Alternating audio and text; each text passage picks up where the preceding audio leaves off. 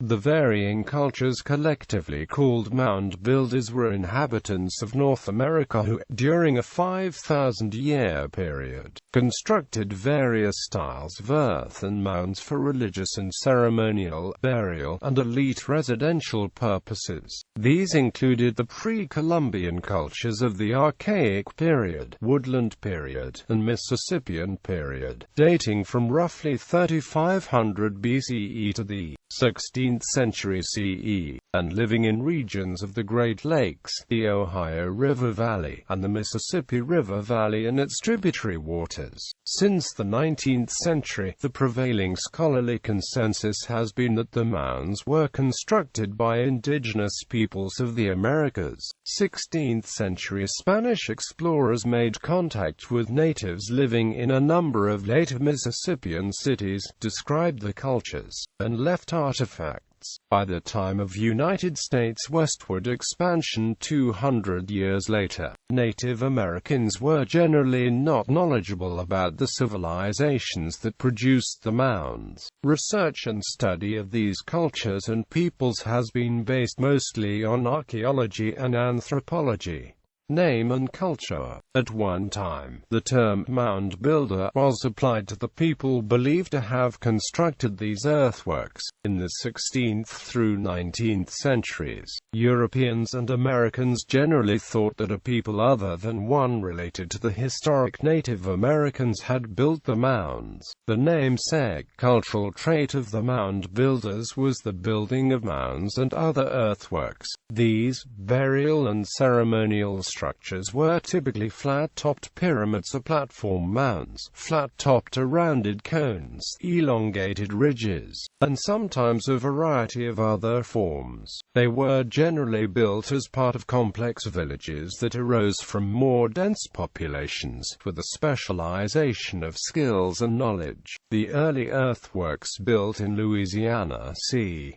3500 BCE are the only ones known to be built by a hunter-gatherer culture. The best-known flat-topped pyramidal structure, which at over 100 feet tall is the largest pre-Columbian earthwork north of Mexico, is Monk's Mound at Cahokia Indian Mounds in present-day Collinsville, Illinois. At its peak about 1150 CE, Cahokia was an urban settlement with 20,000–30,000 people. This population was not exceeded by North American European settlements until after 1800. Some effigy mounds were constructed in the shapes or outlines of culturally significant animals. The most famous effigy mound, Serpent Mound in southern Ohio, ranges from 1 to just over 3 feet tall, 20 feet wide, over 1,330 feet long, and shaped as an undulating serpent. Many different tribal groups and chiefdoms, involving an array of beliefs and unique cultures over thousands of years, built in mounds as expressions of the cultures. The general term, mound builder, covered the shared architectural practice of earthwork mound construction. This practice, believed to be associated with a cosmology that had a cross-cultural appeal, may indicate common cultural antecedents. The first mound building was an early marker of political and social complexity among the cultures in the eastern United States. Watson Break in Louisiana, constructed about 3500 BCE during the Middle Archaic period, is the oldest dated mound complex in North America. It is one of 11 mound complexes from this period found in the lower Mississippi Valley. We can conclude that these mound builders were very organized people. Hundreds or even thousands of workers had to dig up tons of earth with the hand tools available. Then the dirt had to be moved very long distances, and finally workers had to create the shape the builder had planned. Archaeological Surveys. The most complete reference for these earthworks is Ancient Monuments of the Mississippi Valley, written by Ephraim G. Squire and Edwin H. Davis. It was published in 1848 by the Smithsonian. Since many of the features which the authors documented have since been destroyed or diminished by farming and development, the surveys, sketches, and descriptions are still used by modern archaeologists. All of the sites which they identified as located in Kentucky came from the manuscripts of C.S. Rafinesque. A smaller regional study in 1931 by author and archaeologist Fred Dustin charted and examined the mounds and Ogumor earthworks near Saginaw, Michigan. Archaeological survey and recording of mounds is an ongoing scholarly task. Reports of early European explorers, Hernando de Soto, the Spanish conquistador who in 1540 to 1542 traversed what became the southeast United States, encountered many different mound builder peoples, perhaps descendants of the great Mississippian culture. The mound building tradition was still alive in the southeast during the mid-16th century. De Soto observed people living in fortified towns with lofty mounds and plazas, and surmised that many of the mounds served as foundations for priestly temples. Near present-day Augusta, Georgia, De Soto encountered a mound-building group ruled over by Queen Cofetachequi. She told him that the mounds within her territory served as the burial places for nobles. The artist Jacques Lemoyne, who had accompanied French settlers to northeastern Florida in the 1560s, likewise noted many Native American groups using existing mounds and constructing others. He produced a series of watercolor paintings depicting scenes of native life. Although most of his paintings have been lost, some engravings were copied from the originals and published in 1591 by a Flemish company. Among these is a depiction of the burial of an Aboriginal Floridian tribal chief, an occasion of great mourning and ceremony. The original caption reads, Maturine Lepetit, a Jesuit priest, came in contact with the Natchez, as did Lepage du Prats, a French explorer. Both observed them in the area that later became Mississippi. The Natchez were devout worshippers of the sun. Having a population of some 4,000, they occupied at least 9 villages and were presided over by a paramount chief, known as the Great Sun, who wielded absolute power. Both observers noted the high temple mounds which the Natchez had built so that the Great Sun could commune with God, the Sun. His large residence was built atop the highest mound. From later explorers to the same regions, only a few decades after mound-building settlements had been reported, found the regions largely depopulated, the residents vanished, and the mounds intended. Since there had been little violent conflict with Europeans during that period, the most plausible explanation is that new Eurasian infectious diseases, such as smallpox and influenza, had decimated most of the Native Americans who had comprised the last mound-builder civilization.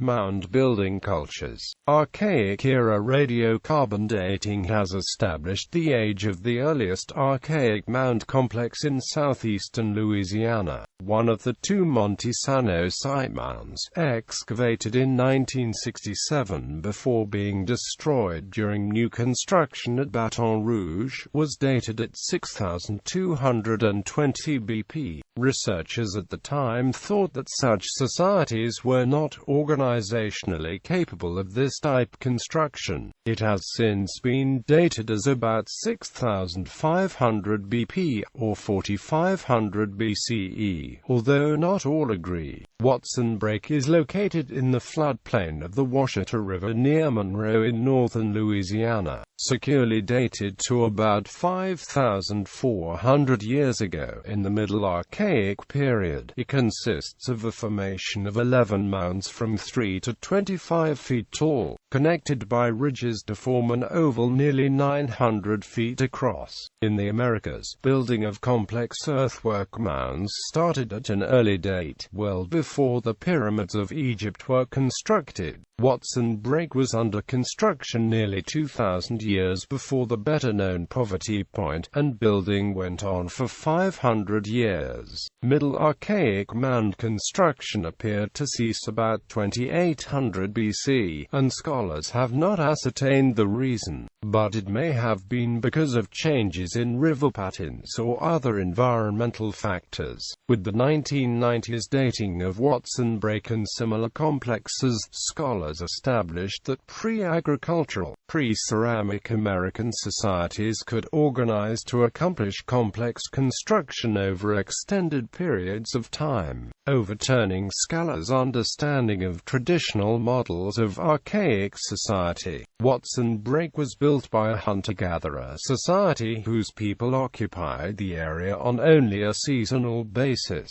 but where successive generations organized to build the complex mounds over a 500-year period. The food consisted mostly of fish and deer, as well as available plants. Built about 1500 BC, Poverty Point in Louisiana is a prominent example of late archaic mound builder construction. It is a striking complex of more than 1 square mile, where 6 earthwork crescent ridges were built in concentric arrangement, interrupted by radial aisles. 3 mounds are also part of the main complex, and evidence of residences extends for about 3 miles along the bank of Bayou Macon. It is the major site among 100 associated with the Poverty Point culture and is one of the best-known early examples of earthwork monumental architecture. Unlike the localized societies during the Middle Archaic, this culture showed evidence of a wide trading network outside its area, which is one of its distinguishing characteristics.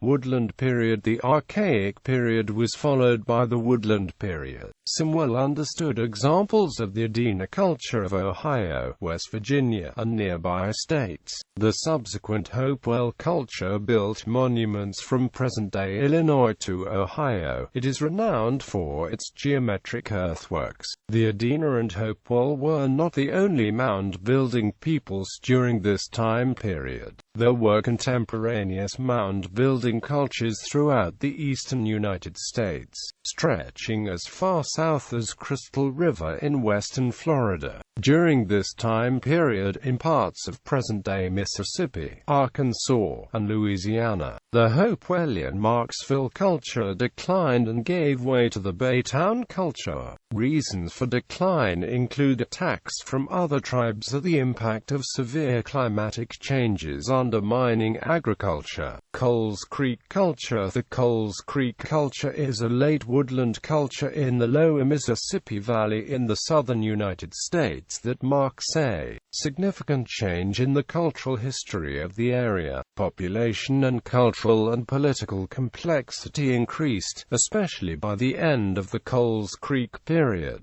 Although many of the classic traits of chiefdom societies were not yet manifested, by 1000 CE the formation of simple elite polities had begun. Coles Creek sites are found in Arkansas, Louisiana, Oklahoma, Mississippi and Texas. The Coles Creek culture is considered ancestral to the Plaquemine culture. Mississippian cultures around 900-1450 CE. The Mississippian culture developed and spread through the eastern United States, primarily along the river valleys. The largest regional center where the Mississippian culture is first clearly developed is located in Illinois and is referred to today as Cahokia. Beneath East St. Louis was the capital of a large region stretching from Louisiana to Wisconsin. It had several regional variants including the Middle Mississippian culture of Cahokia, the South Appalachian Mississippian variant at Moundville and Etowah, the Plaquemine Mississippian variant in South Louisiana and western Mississippi, and the Caddo in Mississippian culture of northwestern Louisiana, eastern Texas,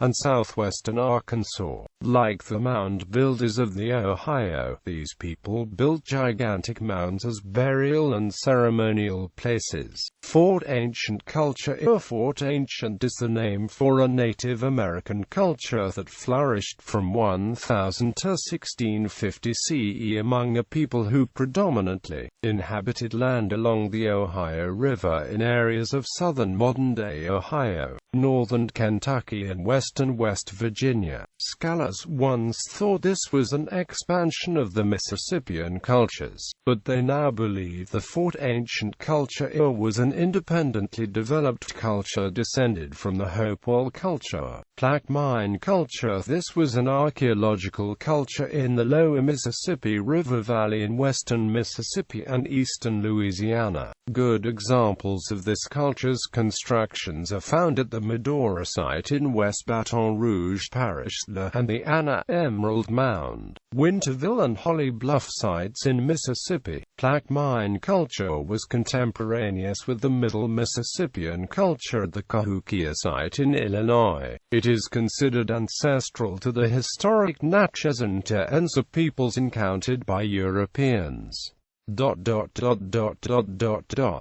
Alternative explanations. Through the mid-19th century, European Americans did not recognize that ancestors of the Native Americans had built the prehistoric mounds of the eastern U.S. They believed that the massive earthworks and large ceremonial complexes were built by a different people. A New York Times article from 1897 described a mound in Wisconsin in which a giant human skeleton measuring over 9 feet in length was found. From 1886, another New York Times article described water receding from a mound in Cartersville, Georgia, which uncovered acres of skulls and bones, some of which were said to be gigantic. Tooth-eye bones were measured with the height of their owners estimated at 14 feet. President Lincoln made reference to the giants whose bones fill the mounds of America. But still there is more. It calls up the indefinite past. When Columbus first saw this continent, when Christ suffered on the cross, when Moses led Israel through the Red Sea, nay, even when Adam first came from the hand of his Maker, then as now, Niagara was roaring here. The eyes of that species of extinct giants, whose bones fill the mounds of America, have gazed on Niagara, as ours do now. Contemporary with the whole race of men, and older than the first man, Niagara is strong and fresh today as 10,000 years ago. The mammoth and mastodon, now so long dead that fragments of the monstrous bones alone testify that they ever lived, have gazed on Niagara. In that long, long time, never still for a single moment. Never dried, never froze, never slept, never rested. The antiquarian author William Pidgeon created fraudulent surveys of mound groups that did not exist, possibly tainting this view, which gave way to many others. A key work in increasing public knowledge of the origins of the mounds was the 1894 report by Cyrus Thomas of the Bureau of American Ethnology. He concluded that the prehistoric earthworks of the eastern United States were the work of early cultures of Native Americans. A small number of people had earlier reached similar conclusions. Thomas Jefferson, for example, excavated a mound and from the artifacts and burial practices, noted similarities between mound builder funeral practices and those of Native Americans in his time. In addition, Theodore Lewis in 1886 had refuted Pidgeon's fraudulent claims of pre-Native American mound builders. Writers and scholars have put forward numerous alternative origins for the mound builders. Vikings in 1787, Benjamin Smith Barton proposed the theory that the mound builders were Vikings who came to North America and eventually disappeared. Ancient world immigrants. Other people believed that Greeks, Africans, Chinese or assorted Europeans built the mounds. Some Euro-American Americans who embraced a biblical worldview thought the 10 lost tribes of Israel had built the mounds. Book of Mormon inhabitants. Beginning during the 19th century, a common belief is that the Jews, particularly the lost 10 tribes, were the ancestors of Native Americans and the Mound Builders. The Book of Mormon provides a related belief, as its narrative describes 2 waves of immigration to the Americas from Mesopotamia, the Haredites and an Israelite group in 590 BCE. These people were not the lost tribes, but were of the known Jewish tribes. The Book of Mormon depicts these settlers building magnificent cities, which were destroyed by warfare around 385 CE. Some Mormon scholars have considered the Book of Mormon narrative a description of the mound-building cultures. Other Mormon apologists argue for a Mesoamerican or South American setting. Theories about a Mesoamerican setting for the Book of Mormon did not arise until after Latter-day Saints were influenced by publicized findings about the Central American stone ruins.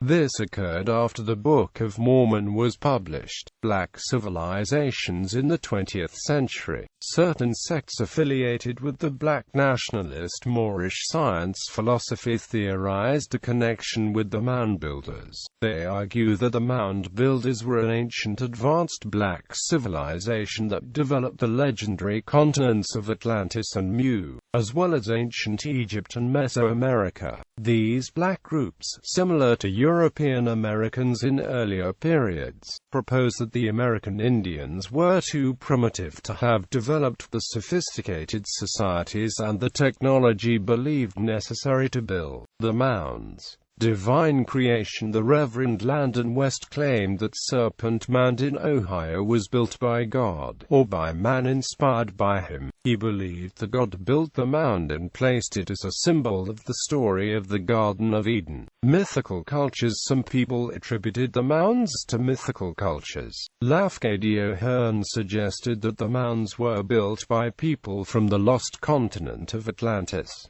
Effects of alternative explanations. The mound builder explanations were often honest misinterpretations of real data from valid sources. Both scholars and laymen accepted some of these explanations. Reference to an alleged race appears in the poem The Prairies by William Cullen Bryant. Assumption that construction was too complex for Indians. One belief was that American Indians were too unsophisticated to have constructed such complex earthworks and artifacts. The associated stone, metal, and clay artifacts were thought to be too complex for the Indians to have made. In the American Southeast and Midwest, numerous Indian cultures were sedentary and participated in agriculture. Numerous Indian towns had built surrounding stockades for defense. Capable of this type of construction, their own ancestors could have built mounds. But people who believed that the Indians did not build the earthworks did not analyze it in this way. They thought the Native American nomadic cultures would not organize to build such monuments. For failure to devote the time and effort to construct such time-consuming projects. When most Europeans first arrived in America, they never witnessed the American Indians building mounds, and they found that few Indians knew of the history when asked. Yet earlier Europeans, especially the Spanish, had written numerous non-English language accounts about the Indians' construction of mounds. Garcilaso de la Vega reported how the Indians built the mounds and placed temples on top of them. A few French expeditions reported staying with Indian societies who built mounds. Assumption construction. Older than Indians people also claimed that the Indians were not the mound builders because the mounds and related artifacts artifacts were older than Indian cultures. Caleb Atwater's misunderstanding of stratigraphy led him to believe that the mound builders were a much older civilization than the Indians.